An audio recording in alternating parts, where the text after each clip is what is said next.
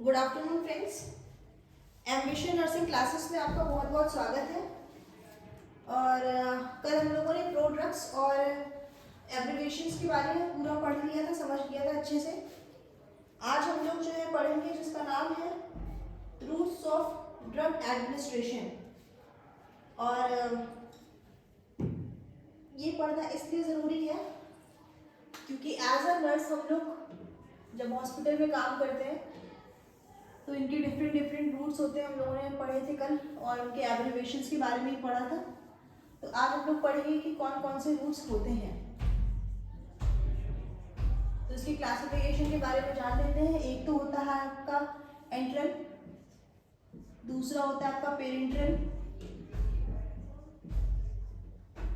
और तीसरा होता है आपका ट्रॉपिकल। ये 3 रूट होते हैं आपके यहाँ। एक होता है आपका एंट्रल, दूसरा होता है पेरेंट्रल और तीसरा होता है टॉपिकल। ये 3 रूट होते हैं जो मतलब आपके एक तरह से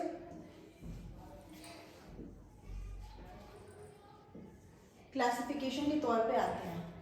फिर इसके अंदर क्या होता है, एंट्रल में भी 3 क्लासिफाई होती है। एक होता है आपका ओरल, दूसरा है आपका सबलिंगुअल और तीसरा है आपका रेक्टल।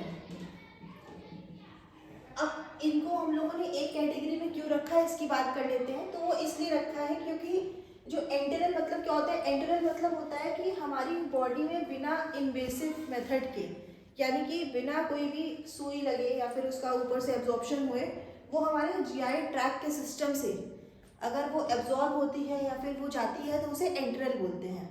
और पेरेंट्रल क्या होता है, पेरेंट्रल मतलब यानी कि वो डायरेक्टली ब्लड के थ्रू जाती है एब्जॉर्ब होने के लिए, उसे हम लोग क्या बोलेंगे, पेरेंट्रल बोलेंगे।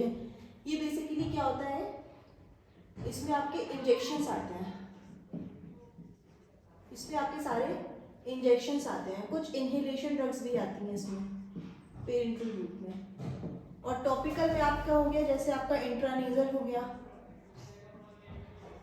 या फिर आई ड्रॉप्स हो गई आपकी, या फिर इंट्राऑक्यूलर हो गया।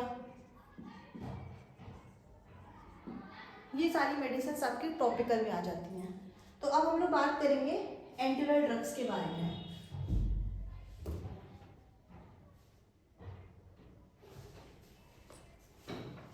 एंटेरल ड्रग्स पढ़ने से पहले हम लोग बात कर लेते हैं कि कौन कौन से फैक्टर्स होते हैं जो हमें बताते हैं कि हमें कौन सी मेडिसिन किस तरह से देनी चाहिए।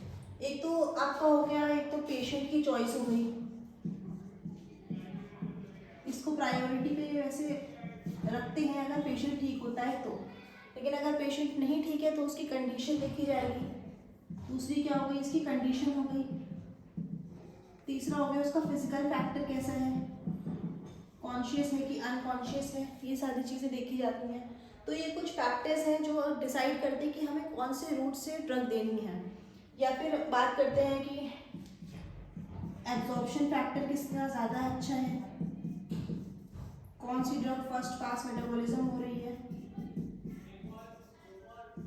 ये सारी चीज़ें हम लोग को पता करनी होती है ड्रग देने से पहले। और यही सारे जो है कंडीशंस हैं जो डिसाइड करेंगे आपको कौन सी ड्रग, कौन से रूट से कौन सी ड्रग देनी है। तो ये आपके कुछ फैक्टर्स हो गए जो क्या डिसाइड करेंगे कि ड्रग्स